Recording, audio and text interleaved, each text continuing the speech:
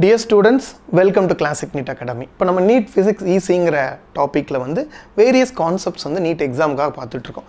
அதில் கேட்கக்கூடிய கேள்விகள் கொஞ்சம் டிஃப்ரெண்ட்டாக இருந்ததுன்னா கேட்டுருவாங்க. ரொம்ப டிஃபிகல்ட்டாகலாம் இருக்காது நீட், கொஞ்சம் டிஃப்ரெண்ட்டாக இருந்தாலும் கேட்டுருவாங்க.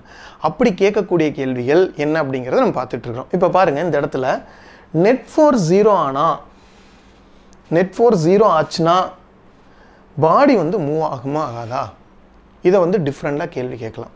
நெட் ஃபோர்ஸ் 0 ஆனால் பாடி மூவ் ஆகுமா ஆகாதா? நம்ம டக்குன்னு என்ன பண்ணிடுவோம், நெட் ஃபோர்ஸு 0, டோட்டல் ஃபோர்ஸ் 0, அப்போ பாடி மூவ் ஆகாது அப்படின்னு சொல்லிடுவோம். ஓகேவா? அந்த மாதிரி பாடி மூவ் ஆகாமல் இருக்கலாம். ஆனால் you have to see the question very carefully. பாருங்கள், இந்த மாதிரி நெட் ஃபோர்ஸ், இங்கே இருக்கிற ஃபோர்ஸ் எஃப், ஒரு ஃபுட்பால் இருக்குது, இங்கே இருக்கிற ஃபோர்ஸும் எஃப்ப்பா, ரெண்டும் ஈக்குவல் ஆகிடுதுப்பா. ரெண்டும் வந்து இதுவும் வந்து ஈக்குவல் ஆகி, இதுவும் கேபிட்டல் எஃப், இதுவும் கேபிட்டல் எஃப், இதுவும் 10 நியூட்டன், இதுவும் 10 நியூட்டன். ஓகேவா? அப்போ கேன்சல் ஆயிடுச்சுன்னா பாடி மூவ் ஆகாது தானே அப்படின்னு சொல்லலாம். மூவ் ஆகாது, அதை மூவ் ஆகாத இருக்கலாம்.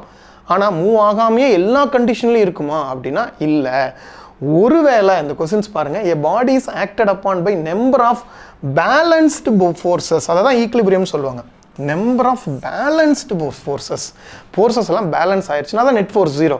அப்படின்னா ஃபஸ்ட் எடுத்தோடனே must be as ரெஸ்ட்னு கொடுத்துருப்பாங்க. எல்லாரும் tend to choose this option. But அப்படி கிடையாது. must make, you have to understand the means, you have to understand the difference.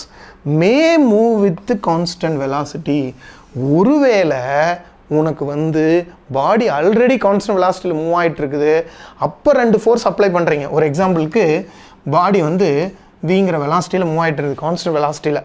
அப்போ வந்து இங்கே ஒரு ஃபோர்ஸ் எஃப், அதுக்கு ஆப்போசிட்டில் ஒரு ஃபோர்ஸ் எஃப் அப்ளை பண்ணிங்கன்னா இப்போ நெட் ஃபோர்ஸ் 0 தான். ஆனால் இந்த பாடி வந்து கண்டினியூஸ் தான் மூவ் ஆகிட்டு இருக்கும். இதுதான் நியூட்டனோட ஃபர்ஸ்ட் லா சொல்லுது. A body is set to be at rest or continue to be in motion unless otherwise some external force is acting on that. இங்கே எக்ஸ்டர்னல் ஃபோர்ஸ் ரெண்டும் நெட் 0. அப்படின்னா இது வந்து மஸ்ட் மூவ் வித் கான்ஸ்டன்ட் வெலாசிட்டின்னு சொல்லக்கூடாது. Sometimes இது பாடி ரெஸ்ட்டில் இருந்ததுன்னா ரெஸ்ட்லேயே இருந்துடும். ஆனால் பாடி வந்து கான்ஸ்டன்ட் வெலாசிட்டியில் மூவ் ஆச்சுன்னா கான்ஸ்டன்ட் வெலாசிட்டியில் மூவ் ஆகிட்டு இருக்கும். அப்போ இந்த answer correct. May move with constant velocity. சரியா? இந்த மாதிரி தான் சின்ன சின்ன ட்ரிக்கினஸ் வச்சு கொஸ்டின் கேட்பாங்க. ஒன்றும் பெரிய விஷயம்லாம் கிடையாது, பெரிய கம்பர் எழுதின சூத்திரம் மாதிரிலாம் ஒன்றும் கிடையாது. ஃபிசிக்ஸ் வந்து ரொம்ப ஈஸி. அழகாக பண்ணுங்கள், ரொம்ப ஈஸியாக பண்ணுங்கள், நல்ல மார்க் எடுக்கலாம். ஃபிசிக்ஸில் 180 out of 180 ஸ்கோர் பண்ணலாம். சரியா? Okay, wishing you all the best. We'll see it in the other concept. Okay, thank you. Bar 1 first floor, PS Square, SKS Hospital Road, opposite to Ponnusami Counter, Kalyanamandapam, Salem. Contact 78670 14165.